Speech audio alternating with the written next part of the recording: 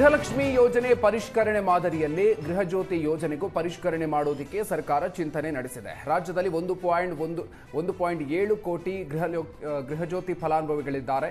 200 ಯೂನಿಟ್ಗಳವರೆಗೆ ಉಚಿತ ವಿದ್ಯುತ್ ನೀಡುವ ಈ ಯೋಜನೆಯನ್ನು ಸರ್ಕಾರ ಪರಿಷ್ಕರಣೆ ಮಾಡೋದಕ್ಕೆ ಮುಂದಾಗಿದೆ. ಗೃಹ ಬಳಕೆ ಹೆಸರಲ್ಲಿ ವಾಣಿಜ್ಯ ಉದ್ದೇಶಕ್ಕೂ ಗೃಹಜ್ಯೋತಿ ದುರ್ಬಳಕೆಯಾಗ್ತಾ ಇದೆ. ಅಲ್ಲದೆ ಹೊರ ರಾಜ್ಯದವರಿಗೂ ಕೂಡ ಉಚಿತ ವಿದ್ಯುತ್ ಯೋಜನೆ ಬಳಕೆಯಾಗ್ತಾ ಇದೆ. ಇಂಥ ದುರ್ಬಳಕೆಯನ್ನು ತಡೆಯೋದಕ್ಕೆ ಆಧಾರ್, KYC, ಫೋನ್ ನಂಬರ್ ಮೂಲಕ ಫಲಾನುಭವಿಗಳ ಪರಿಷ್ಕರಣೆ ಮಾಡೋದಕ್ಕೆ ಸರ್ಕಾರ ನಿರ್ಧರಿಸಿದೆ. ಈ ಸಂಬಂಧ ಇಂದು ಅಥವಾ ನಾಳೆ ಅಧಿಕೃತ ಆದೇಶ ಹೊರಬೀಳುವ ಸಾಧ್ಯತೆ ಇದೆ. ಗೃಹಲಕ್ಷ್ಮಿ ಯೋಜನೆಯನ್ನು ಉಳ್ಳವರು ಪಡೆಯುತ್ತಿದ್ದಾರೆ. ಕೆಲ ಕುಟುಂಬಗಳಲ್ಲಿ 2-3 ಜನ ಈ ಯೋಜನೆಯ ಲಾಭ ಪಡಿತಾ ಇದ್ದಾರೆ ಅಂತೆಲ್ಲ ಸರ್ಕಾರ ಮಾಹಿತಿ ಇತ್ತು. ಅಲ್ಲದೆ ಸತ್ತವರ ಹೆಸರಿಗೂ ಹಣ ಜಮೆಯಾಗ್ತಾ ಇತ್ತು ಅನ್ನೋ ಮಾಹಿತಿಯೂ ಇತ್ತು. ಈ ಬೆನ್ನಲ್ಲೇ ಯೋಜನೆ ಪರಿಷ್ಕರಣೆಗೆ ಮುಂದಾಗಿದೆ ಸರ್ಕಾರ. ಈ ವೇಳೆ ಗೃಹಲಕ್ಷ್ಮಿ ಯೋಜನೆಯಡಿ ಸತ್ತವರ ಖಾತೆಗೆ ಬರೋಬ್ಬರಿ 79.75 ಕೋಟಿ ಹಣ ಜಮೆ ಆಗಿರೋದು ಗೊತ್ತಾಗಿದೆ. 68,776 ಮೃತ ಫಲಾನುಭವಿಗಳ ಖಾತೆಗೆ ಈ ಹಣ ವರ್ಗಾವಣೆ ಆಗಿದೆ. ಅಧಿಕಾರಿಗಳ ನಿರ್ಲಕ್ಷ್ಯದಿಂದ ಸತ್ತವರ ಖಾತೆಗೂ ಗೃಹಲಕ್ಷ್ಮಿ ದುಡ್ಡು ಸೇರಿದೆ. ರಾಜ್ಯದಲ್ಲಿ ಇಲ್ಲದ ಬ್ಯಾಂಕ್ ಖಾತೆಗಳಿಗೂ ಕೂಡ ಹಣ ಹೋಗಿದೆ. ಏರ್ಟೆಲ್, ಪೇಟಿಎಂನಂಥ ಪೇಮೆಂಟ್ಸ್ ಬ್ಯಾಂಕ್ ಖಾತೆಗೂ ಗೃಹಲಕ್ಷ್ಮಿ ಹಣ ಜಮೆಯಾಗಿದೆ. ಸರ್ಕಾರದ ಗ್ಯಾರಂಟಿ ದುಡ್ಡು ಅಧಿಕಾರಿಗಳ ನಿರ್ಲಕ್ಷ್ಯದಿಂದ ಬೇಕಾಬಿಟ್ಟಿ ಹಂಚಿಕೆ ಆಗಿದೆ.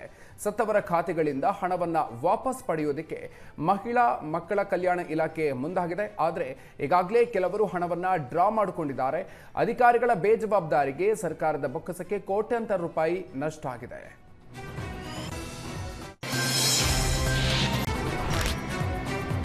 ಗ್ಯಾರಂಟಿ ಪರಿಷ್ಕರಣೆ ಬೆನ್ನಲ್ಲೇ ಯೋಜನೆಯ ರದ್ದಾಗುತ್ತೆ ಅನ್ನೋ ಗುಲ್ಲೆದ್ದಿದೆ. ಇದಕ್ಕೆ ಸ್ಪಷ್ಟನೆ ನೀಡಿದ ಸಿಎಂ ಡಿಕೆ ಶಿವಕುಮಾರ್, ನಾವು ಯಾವುದೇ ಕಾರಣಕ್ಕೂ ಗ್ಯಾರಂಟಿ ಯೋಜನೆಗಳನ್ನು ನಿಲ್ಲಿಸೋದಿಲ್ಲ ಅಂತ ಹೇಳಿದ್ದಾರೆ. ಆದರೆ ಪರಿಷ್ಕರಣೆ ಮಾಡ್ತೀವಿ, ಅನರ್ಹರಿಗೆ ಗ್ಯಾರಂಟಿ ಲಾಭ ಸಿಗಬಾರದು ಅಂತ ಸಿಎಂ ಹೇಳಿದ್ದಾರೆ. ಗ್ಯಾರಂಟಿ ನಿಲ್ಲಿಸ್ತಾರೆ ಅಂತ ವಿಪಕ್ಷಗಳು ಮಾಡ್ತಾ ಇರೋ ಸುಳ್ಳು ಆರೋಪ ಅಂತ ಸಿಎಂ ಡಿಕೆ ಶಿವಕುಮಾರ್ ತಿರುಗೇಟು ಕೊಟ್ಟಿದ್ದಾರೆ. ಅವ್ರ ಕೈಯಲ್ಲಿ ಮಾಡಕ್ಕಾಗದೇ ಹೋದ ಕೆಲಸಗಳನ್ನೆಲ್ಲ ನಾವು ಮಾಡ್ತಾ ಇದ್ದೀವಿ. ಗ್ಯಾರಂಟಿನ ನಾವು ವಾಪಸ್ಸು ಯಾರು ಕರೆಕ್ಟು ಫೋಟೋಸು ಐಡೆಂಟಿಫಿಕೇಶನ್ ಬೇಕು. ಆಗ ಏನೋ ತರಾತುರಿಲಿ ಕೆಲವರೆಲ್ಲ ಯಾರ್ದೋ ಫೋನ್ ನಂಬರ್ ಕೊಟ್ಬಿಟ್ಟಿದ್ದಾರೆ, ಯಾರ್ದೋ ಅಕೌಂಟ್ಗೆ ದುಡ್ಡು ಹೋಗ್ತಾ ಇದೆ. ನಮಗೆ ನೇರವಾಗಿ ಕರೆಕ್ಟಾಗಿ ಅವ್ರ ಅಕೌಂಟ್ಗೆ ದುಡ್ಡು ಹೋಗ್ಬೇಕು. ಯಾರ್ಯಾರೋ ಡ್ರಾ ಮಾಡ್ತಾ ಇದ್ದಾರೆ, ಅದೆಲ್ಲ ನಮ್ಮ ಹತ್ರ ಎಲ್ಲ ದಾಖಲೆ ಇದೆ. ಆಮೇಲೆ ಕರ್ನಾಟಕದವ್ರಿಗೆ ನಾವು ಈ ಗ್ಯಾರಂಟಿ ಕೊಡ್ತಾ ಇರೋದು, ಹೊರಗಡೆ ರಾಜ್ಯದವ್ರಿಗೆ ಗ್ಯಾರಂಟಿ ಕೊಡ್ತಾ ಇಲ್ಲ. ಬಸ್ಸಲ್ಲಿ ಕರೆಂಟು ಕೂಡ ಕರ್ನಾಟಕ ರಾಜ್ಯದಲ್ಲಿ ಯಾರು ವೋಟ್ ಇದೆ ಅವ್ರು ಕೊಡಬೇಕು. ವೋಟಿಂದ ಗ್ಯಾರಂಟಿ ಯೋಜನೆಗಳ ಪರಿಷ್ಕರಣೆ ವಿಚಾರದಲ್ಲಿ ಬಿಜೆಪಿ ರಾಜ್ಯಾಧ್ಯಕ್ಷ ಬಿವೈ ವಿಜಯೇಂದ್ರ ರಾಜ್ಯ ಸರ್ಕಾರದ ವಿರುದ್ಧ ತೀವ್ರ ವಾಗ್ದಾಳಿಯನ್ನು ನಡೆಸಿದ್ದಾರೆ. ಗ್ಯಾರಂಟಿ ಯೋಜನೆಗೆ ಹಣ ಹೊಂದಿಸೋದಕ್ಕೆ ಸರ್ಕಾರಕ್ಕೆ ಆಗ್ತಾ ಇಲ್ಲ ಅಂತ ವಿಜಯೇಂದ್ರ ಕಿಡಿಕಾರಿದ್ದಾರೆ. ಚುನಾವಣೆಯ ವೇಳೆ ಎಲ್ರಿಗೂ ಗ್ಯಾರಂಟಿ ನೀಡೋದಾಗಿ ಸರ್ಕಾರ ಹೇಳಿತ್ತು. ಈಗ ಅನರ್ಹರ ನೆಪ ಹೇಳಿ ಯೋಜನೆಗೆ ಕತ್ತರಿ ಹಾಕ್ತಾ ಇದೆ ಅಂತ ಆರೋಪಿಸಿದ್ದಾರೆ.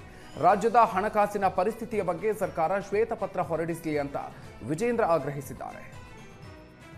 ಗ್ಯಾರಂಟಿಗಳ ಅನುಷ್ಠಾನ ಮಾಡಿ ಹಿಮಾಚಲ ಪ್ರದೇಶದ ಕಾಂಗ್ರೆಸ್ ಸರ್ಕಾರ ಯಾವ ರೀತಿ ತೊಂದರೆಗೀಡಾಗಿದೆಯೋ, ಇವರೇ ಘೋಷಿಸಿದಂತ ಗ್ಯಾರಂಟಿ ಇಡೀ ದೇಶಕ್ಕೆ ಮಾದರಿ ಅಂತ ಹೇಳಿದಂತ ಸಂದರ್ಭದಲ್ಲಿ ಆಂಧ್ರದಲ್ಲೂ ಕೂಡ ತೆಲಂಗಾಣದಲ್ಲೂ ಕೂಡ ಕಾಂಗ್ರೆಸ್ ಸರ್ಕಾರ, ಅಲ್ಲಿಯೂ ಕೂಡ ಇದೇ ಪರಿಸ್ಥಿತಿ ಉಂಟಾಗಿದೆ. ಸರ್ಕಾರಿ ನೌಕರಿಗೆ ಸಂಬಳವನ್ನು ಕೂಡ ಕೊಡದೇ ಇರತಕ್ಕಂತ ಪರಿಸ್ಥಿತಿ ಹಿಮಾಚಲ ಪ್ರದೇಶದಲ್ಲೂ ಇದೆ, ತೆಲಂಗಾಣದಲ್ಲೂ ಇದೆ, ನಮ್ಮ ರಾಜ್ಯದಲ್ಲೂ ಕೂಡ ಇದೇ ಪರಿಸ್ಥಿತಿಗೆ ಬಂದು ನಿಂತಿರುವಂತದ್ದು. ಹಾಗಾಗಿ ಈಗ ಒಂದೊಂದೇ ನೆಪಗಳನ್ನ ಒಡ್ಡಿ ಕತ್ತರಿ ಹಾಕ್ತಕ್ಕಂತ ಕೆಲಸಕ್ಕೆ ರಾಜ್ಯ ಸರ್ಕಾರ ಕೈ ಹಾಕಿದೆ. ಕಾಂಗ್ರೆಸ್ ಪಕ್ಷ ಸ್ವಾತಂತ್ರ್ಯ ಬಂದ ನಂತರದಲ್ಲಿ 50-55 ವರ್ಷಗಳ ಕಾಲ ಆಡಳಿತವನ್ನು ನಡೆಸೂ ಕೂಡ ಇವತ್ತು ಕೂಡ ಜನರು ತಮ್ಮ ಗ್ಯಾರಂಟಿಗಳಿಗೆ ನಿಲ್ಲಬೇಕು ಅಂತೇಳಿ ಅಪೇಕ್ಷೆಯನ್ನು ವ್ಯಕ್ತಪಡಿಸ್ತಾ ಇದ್ದಾರೆ ಅಂತ ಹೇಳಿದ್ರೆ, ಗ್ಯಾರಂಟಿ ಪರಿಷ್ಕರಣೆ ವಿಚಾರದಲ್ಲಿ ಬಿಜೆಪಿ ಆರೋಪಕ್ಕೆ ಗೃಹ ಸಚಿವ ಪ್ರಿಯಾಂಕ್ ಖರ್ಗೆ ತಿರುಗೇಟನ್ನು ಕೊಟ್ಟಿದ್ದಾರೆ. ಗ್ಯಾರಂಟಿ ನಿಲ್ಲಿಸ್ತಿಲ್ಲ, ಅರ್ಹರಿಗೆ ಗ್ಯಾರಂಟಿ ಸಿಗಬೇಕು ಅನ್ನೋದು ನಮ್ಮ ನಿಲುವು ಅಂತ ಸ್ಪಷ್ಟಪಡಿಸಿದ್ದಾರೆ. ಮತ್ತೊಮ್ಮೆ ಅರ್ಜಿ ಹಾಕಿದಾಗ ಪರಿಶೀಲನೆ ಮಾಡೋದಕ್ಕೆ ಸುಲಭ ಆಗತ್ತೆ. ಬಿಜೆಪಿಯವರಿಗೆ ಯಾಕೆ ಆತಂಕ, ಅವರಿಗೆ ಯಾಕೆ ಸಮಸ್ಯೆ ಅಂತ ಪ್ರಿಯಾಂಕ್ ಖರ್ಗೆ ಪ್ರಶ್ನಿಸಿದ್ದಾರೆ. ಬಿಜೆಪಿಯವರು ಅವರ ಕಾರ್ಯಕರ್ತರಿಗೆ ಗ್ಯಾರಂಟಿ ಬೇಡ ಅಂತ ಹೇಳಿ, ಬಿಜೆಪಿಯವರು ಗ್ಯಾರಂಟಿ ಬೇಡ ಅಂತ ಅಭಿಯಾನವನ್ನ ಮಾಡಲಿ ಅಂತ ಹೇಳಿದ್ದಾರೆ. ಮೈ ಪ್ರಯಾರಿಟಿ. ಅರೆ ಗ್ಯಾರಂಟಿಗಳು ಕೊಡೋದು ನಾವು ಕೇಳಿದೀವೇನ್ರಿ? ಗ್ಯಾರಂಟಿಗಳು ಕೊಡ್ಲಿಕ್ಕೆ ನಾವು ರಾಜ್ಯ ಸರ್ಕಾರ ಹತ್ರ ನಾವೇನು ಕೈ ಚಾಚಿದೀವಾ? ಕೇಂದ್ರ ಸರ್ಕಾರ ಹತ್ರ ನಾವು ಗ್ಯಾರಂಟಿಗಳನ್ನ ನಡೆಸಲಿಕ್ಕೆ ನಿರ್ಮಲಾ ಸೀತಾರಾಮನ್ ಅವರಿಗೆ, ಸಿದ್ದರಾಮಯ್ಯ ಸಾಹೇಬ್ರಾಗಿರ್ಬೋದು, ಡಿ ಕೆ ಶಿವಕುಮಾರ್ ಸಾಹೇಬ್ರಾಗಿರ್ಬೋದು, ಯಾವತ್ತನ ನಾವು ಮನವಿ ಮಾಡ್ಕೊಂಡಿದ್ದೀವಾ? ಕೇಂದ್ರ ಪುರಸ್ಕೃತ ಯೋಜನೆಗಳಿಗೆ ನಮ್ಮ ಪಾಲನ್ನ ಕೊಡಿ ಅಂತ ಕೇಳ್ತಾ ಇರೋದು. ನಾವೇನು ತೆರಿಗೆ ಕೊಡ್ತಾ ಇದ್ದೀವಿ ಅದಕ್ಕೆ ತಕ್ಕಂತೆ ನಮಗೆ ಫಲ ಕೊಡಿ ಅಂತ ಇರೋದು. ನಮ್ಮ ಶ್ರಮಕ್ಕೆ ಬೆಲೆ ಕಟ್ಟಿ ಅಂತ ಇರೋದು ಹೊರತು ನಾವು ಗ್ಯಾರಂಟಿಗೆ ದುಡ್ಡು ಕೇಳ್ತಾ ಇಲ್ಲ. ಮತ್ತು ನೀವು ಇಷ್ಟೆಲ್ಲ ಹೇಳ್ತಾ ಇರೋರು ಆಂಧ್ರ ಪ್ರದೇಶಕ್ಕೆ ಯಾಕೆ ಹೇಳ್ತಾ ಇಲ್ಲ? 10-15 ಲಕ್ಷ ಕೋಟಿ ರೂಪಾಯಿ ಅವ್ರದ್ದು ಬಾಕಿ ಇರೋದು, ಕೊಡಬೇಕಾಗಿರೋದು. ಮಹಾರಾಷ್ಟ್ರದಲ್ಲಿ ಲಾಡ್ಲಿ ಬೆನ್ ನಿಲ್ಲಿಸ್ಬಿಡಿ, ಯಾರು ಬೇಡ ಅಂದಿದ್ದಾರೆ? ಗುಜರಾತ್ನಲ್ಲಿ ಕೊಡ್ತಾ ಇದ್ದೀರಾ, ಮಧ್ಯಪ್ರದೇಶದಲ್ಲಿ ಕೊಡ್ತಾ ಇದ್ದೀರಲ್ಲ, ಅವೆಲ್ಲ ನಿಲ್ಲಿಸಿ. ಯು ಪಿನಲ್ಲಿ ಎಷ್ಟು ಸಬ್ಸಿಡಿ, ಎಷ್ಟು ಫ್ರೀ ಬೀಸ್ ಕೊಡ್ತಾ ಇದ್ದೀರಾ? ನೀವು ಕೊಟ್ಟರೆ ಮಾಸ್ಟರ್ ಸ್ಟ್ರೋಕು, ನಾವು ಕೊಟ್ಟರೆ ತೊಂದರೆ ನಿಮಗೆ. ಆಮೇಲೆ ಗ್ಯಾರಂಟಿಗೋಸ್ಕರ ಯಾವತ್ತು ನಾವು ಕೈ ಚಾಚಿದೀವಪ್ಪ? ಕೇಂದ್ರ ಸರ್ಕಾರದಿಂದ ಏನು ನಮ್ಗೆ ಬರಬೇಕಾಗಿರೋದು ಅದು ನ್ಯಾಯಯುತವಾಗಿ ಕೊಟ್ಟರೆ ಸಾಕಾಗಿದೆ.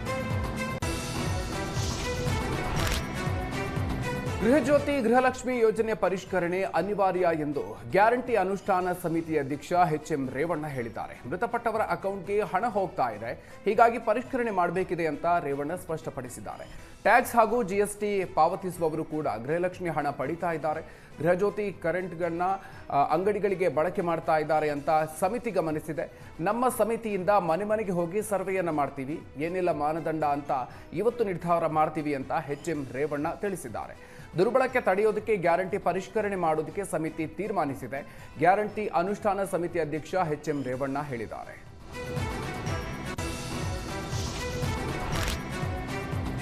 ಗ್ಯಾರಂಟಿ ಯೋಜನೆಗಳ ವಿಚಾರದಲ್ಲಿ ರಾಜ್ಯ ಸರ್ಕಾರದ ವಿರುದ್ಧ ಸಂಸದ ಗೋವಿಂದ ಕಾರಜೋಳ ವಾಗ್ದಾಳಿ ನಡೆಸಿದ್ದಾರೆ. ಸರ್ಕಾರ ಗ್ಯಾರಂಟಿ ಯೋಜನೆಯಡಿ ಜನರಿಗೆ ಮೋಸ ಮಾಡ್ತಾ ಇದೆ. ರಾಜ್ಯ ಸರ್ಕಾರ 3 ವರ್ಷದಲ್ಲಿ ದಿವಾಳಿಯಾಗಿದೆ ಅಂತ ಸಂಸದ ಗೋವಿಂದ ಕಾರಜೋಳ ಆರೋಪಿಸಿದ್ದಾರೆ. ಜನರಿಗೆ ಆಸೆ ತೋರಿಸಿ ಬಡವರಿಗೆ ಮೋಸ ಮಾಡ್ತಾ ಇದೆ ಅಂತ ಸರ್ಕಾರದ ವಿರುದ್ಧ ಹರಿಹಾಯ್ದಿದ್ದಾರೆ. ಸರ್ಕಾರ ಕಳೆದ 3 ವರ್ಷದಲ್ಲಿ ಆರ್ಥಿಕವಾಗಿ ದಿವಾಳಿ ಆಗಿದೆ, ಸಂಪನ್ಮೂಲ ಕ್ರೋಢೀಕರಿಸುವಲ್ಲಿ ವಿಫಲವಾಗಿದೆ. ಹೀಗಾಗಿ ಇವತ್ತು ಗ್ಯಾರಂಟಿಗಳ ಯೋಜನೆಯನ್ನು ಪರಿಷ್ಕರಣೆ ಹೆಸರಿನಲ್ಲಿ ಜನರಿಗೆ ಮೋಸ ಮಾಡ್ತಕ್ಕಂಥ ಕೆಲಸವನ್ನು ಕಾಂಗ್ರೆಸ್ ಸರ್ಕಾರ ಮಾಡ್ತಾಯಿದೆ. ಹಿಂದೆ ಸಿದ್ದರಾಮಯ್ಯನವರು, ಇಂದು ಡಿ ಕೆ ಶಿವಕುಮಾರ್ ಇಬ್ಬರೂ ಮುಖ್ಯಮಂತ್ರಿಗಳು ಏನು ಹೇಳಿದರು? ಚುನಾವಣೆ ಸಂದರ್ಭದಲ್ಲಿ ಅವರ ರಾಷ್ಟ್ರೀಯ ನಾಯಕರಾಗಿರ್ತಕ್ಕಂಥ ಮಲ್ಲಿಕಾರ್ಜುನ ಖರ್ಗೆ ಅವರು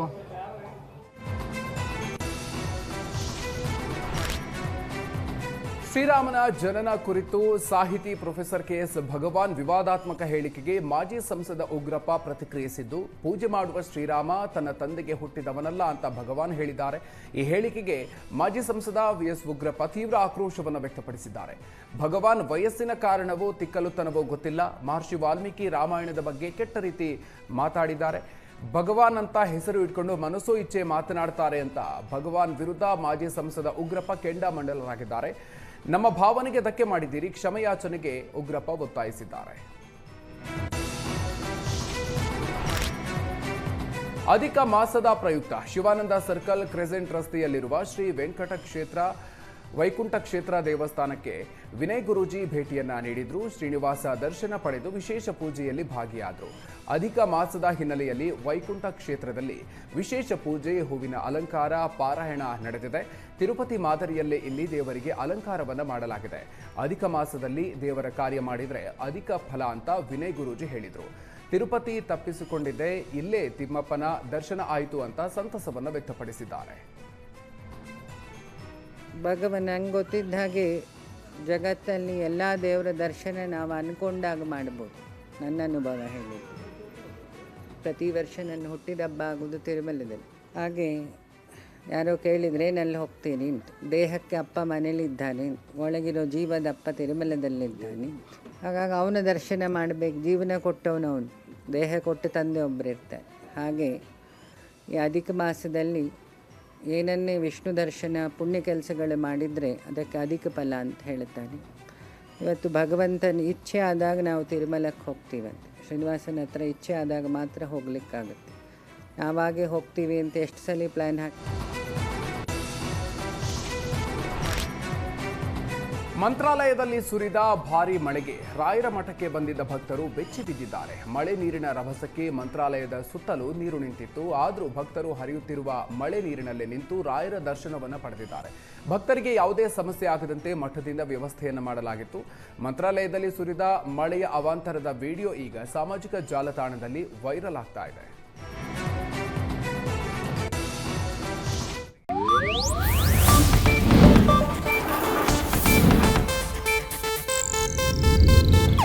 ಇದು ಏಷ್ಯಾನೆಟ್ ನ್ಯೂಸ್ ನೆಟ್ವರ್ಕ್ ಪ್ರಸ್ತುತಿ.